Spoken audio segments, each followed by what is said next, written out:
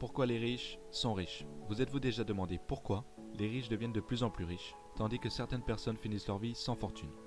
Robert Kiyosaki, un investisseur et businessman américain, a plus qu'étudié le sujet, il l'a vécu.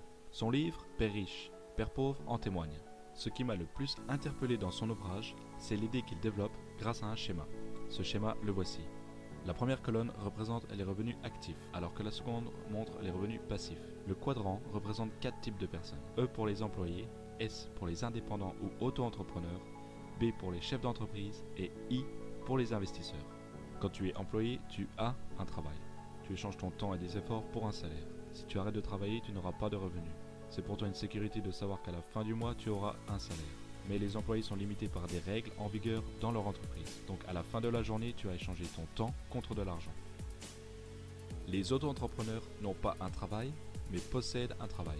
Donc quand tu es auto-entrepreneur, tu travailles pour toi-même, tu n'as donc pas de patron, peu ou pas d'employés. Ces personnes peuvent prendre 6 semaines de vacances par an, mais l'entreprise ne peut pas fonctionner sans eux. Quand tu possèdes ton entreprise, tu as un effet de levier qui est égal à ton temps et à ta force de travail. De plus, tu as besoin d'indépendance et tu utilises beaucoup sur ton temps. Donc encore une fois, à la fin de la journée, tu échanges donc ton temps contre de l'argent.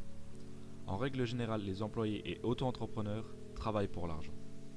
Maintenant, voyons la seconde catégorie qui représente les personnes ayant des revenus passifs.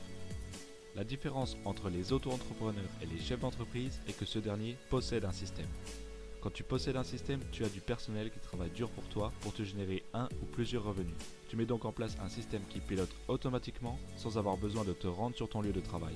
En revanche, tu as besoin de leadership. Tu as besoin de leaders qui gèrent ton personnel. Tu as un effet de levier grâce au travail avec d'autres personnes. Donc quand tu possèdes un système, tu échanges du personnel contre de l'argent. Maintenant, voyons le cas des investisseurs. Les investisseurs possèdent les investissements. Quand tu es un investisseur, ton argent travaille dur pour toi pour te générer plus de revenus. C'est l'effet boule de neige. Tu as besoin d'indépendance financière, tu vas donc utiliser ton temps et ton argent pour acquérir d'autres actifs. Tu as un effet de levier grâce aux actifs. Tu échanges donc de l'argent contre de l'argent.